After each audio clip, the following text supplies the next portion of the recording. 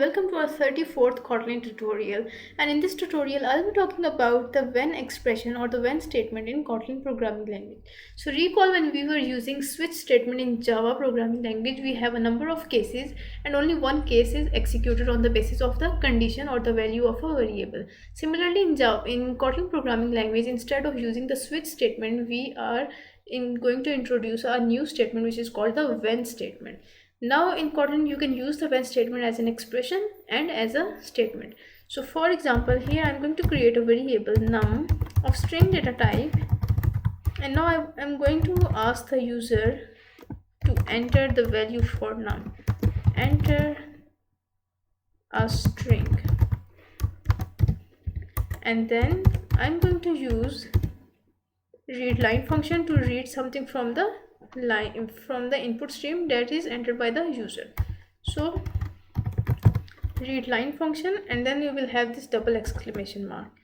After that I'm going to use when, and then I will be checking the value of num.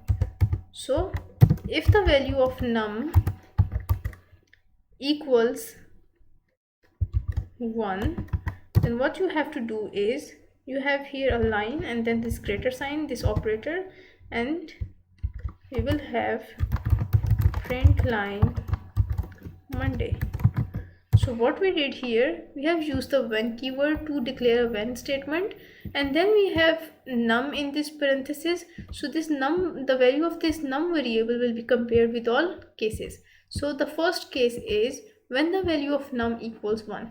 You can see here that we are using these double quotation marks. This is because the readLine function reads strings and the num variable is also a string. So here we will have strings. So if the user enters 1, we will have Monday printed on the output screen. But if the user enters 2, we will have Tuesday,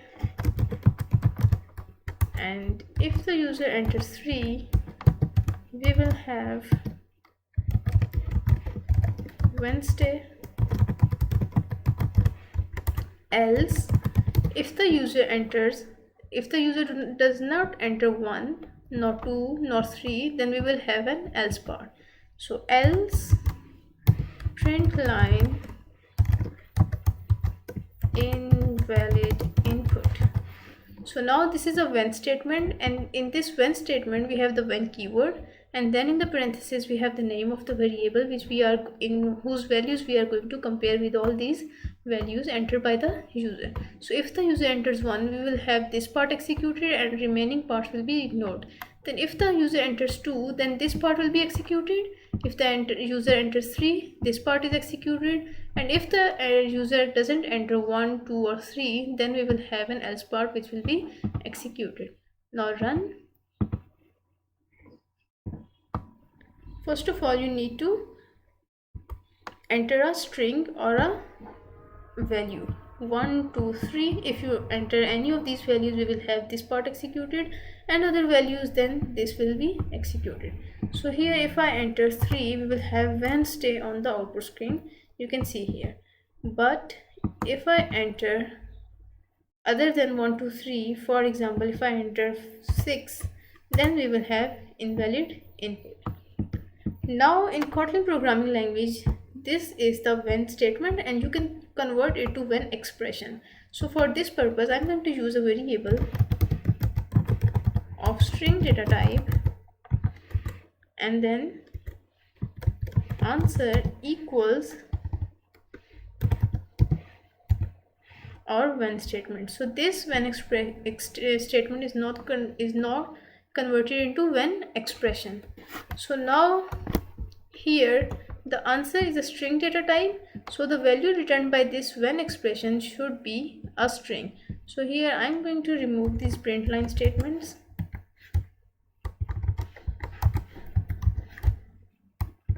and okay, another thing to note here that the else part in the when expression is necessary. If you remove this else part, we will have an error. So you can see here we have an error.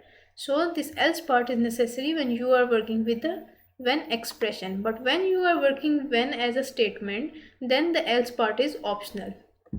So here Let's remove this comment and now run the program. Okay, now this string will be assigned to this variable answer. If the user enters 1, then Monday will be assigned to answer, and this will be printed by using the print line or print whatever you want. So if the user enters 1, Monday will be assigned to answer. If the user enters 2, this string is assigned. If the user enters 3, this string will be assigned. And if the user enters nothing, like if the user doesn't enter 1, 2 or 3, then we will have an else part, and in the else part we have a string, and this string will be assigned to the variable answer. Now run.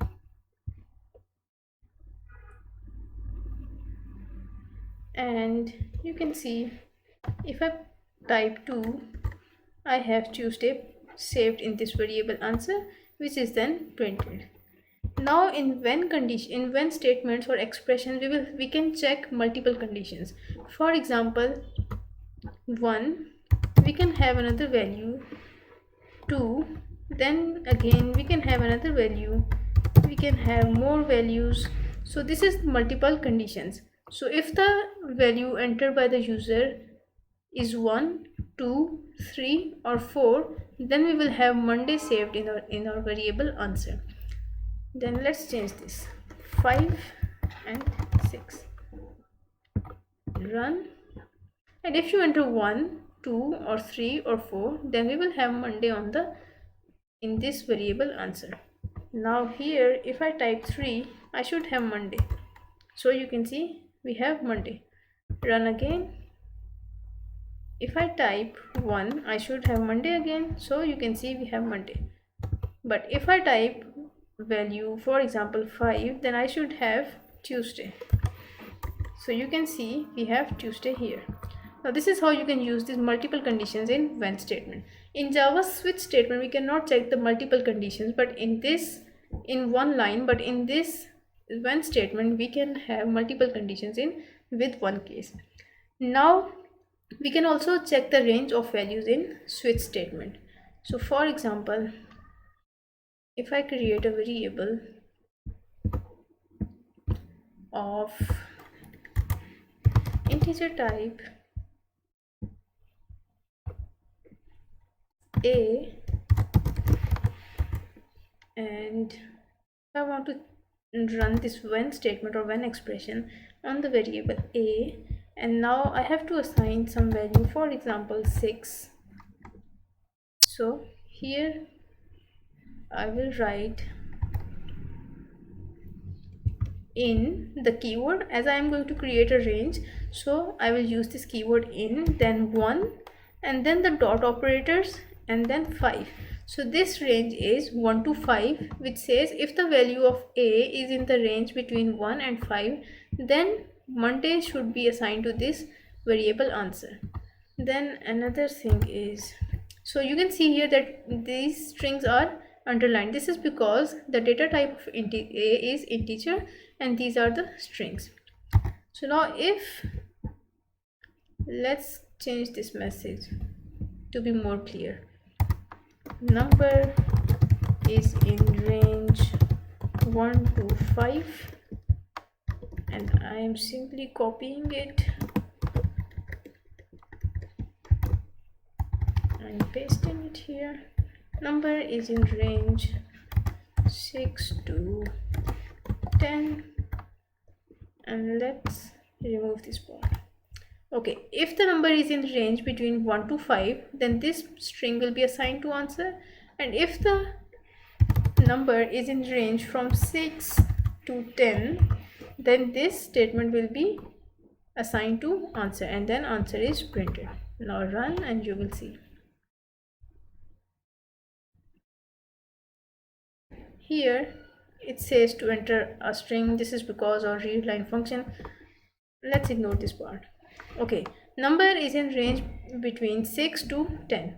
So this is because the integer value of a equals 6. Let me remove these lines, these extra lines.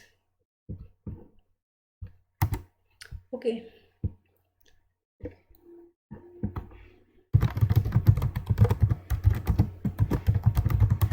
Now we have a variable a of integer type which has a value 6. So now the value of this variable a is compared with these ranges. The first one range is 1 to 5 and the second range is 6 to 10. So if the value of this variable is between 1 to 5, we will have this string assigned to answer, and if the value of the variable is between 6 to 10, then this statement or this string will be assigned to this variable answer. So that's it for this tutorial. Thank you guys for watching the video, and I'll see you in the next tutorial.